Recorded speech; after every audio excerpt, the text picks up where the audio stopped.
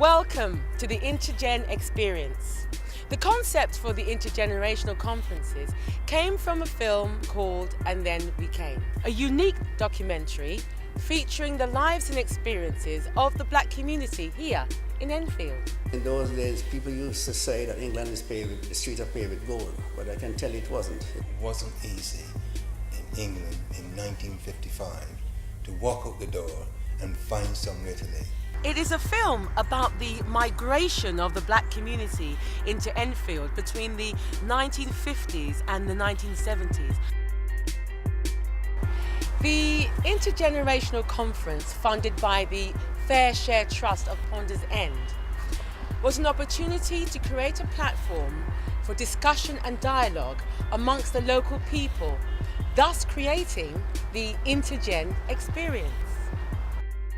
Steering group meetings were the foundations and the building blocks for the development of the project, and through these discussions, themes emerged as common threads for all the conferences, namely employment, communication, leadership, social values, engagement and respect for the elders and the community.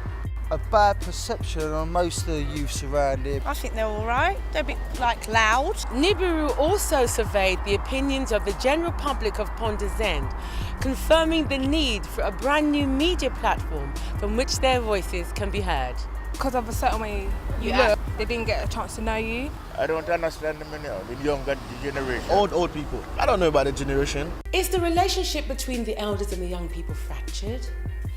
Is there a need to hold more intergenerational conferences?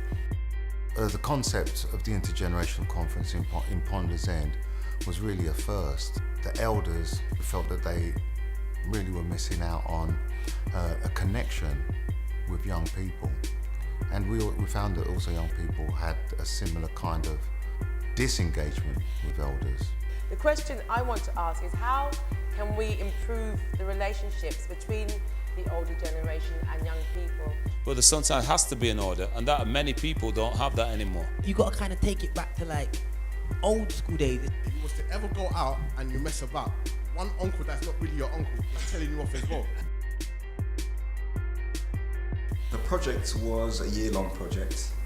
Even before we started the conference, we felt there was a need to hold a series of steering group meetings where we could develop the actual themes for the conferences. Importance was put on holding these steering group meetings with various organisations, groups and local residents to get a better idea of what the community felt they wanted to discuss. It's good to have all that experience of how tough life is, but we've got to engage with the younger people and share some of our experiences and give them hope, because we've come this far.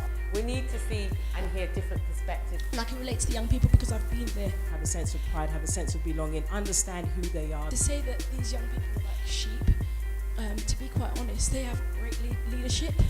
However, if that leadership was put into a positive aspect, they would probably be absolutely fantastic leaders. We learned as a company was that when you're a small growing company, the key thing is, how do you promote your projects? How do you promote your activities? How do you gain interest in your activities? You cannot beat the concept of thinking, organizing, being together, understanding each other.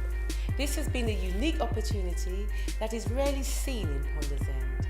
This is it in its embryonic state, and it is still growing.